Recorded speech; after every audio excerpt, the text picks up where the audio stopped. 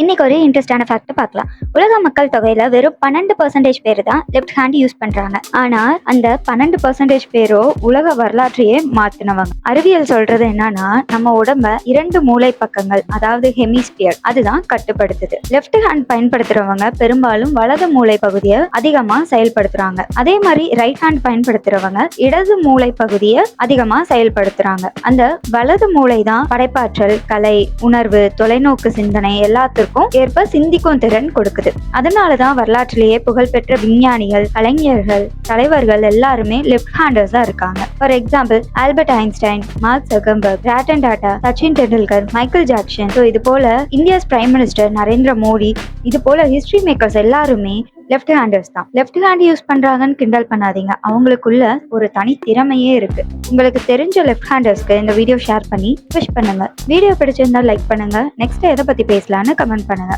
மறக்காம வர்ணி மீடியாவை சப்ஸ்கிரைப் பண்ணுங்க. தேங்க்யூ.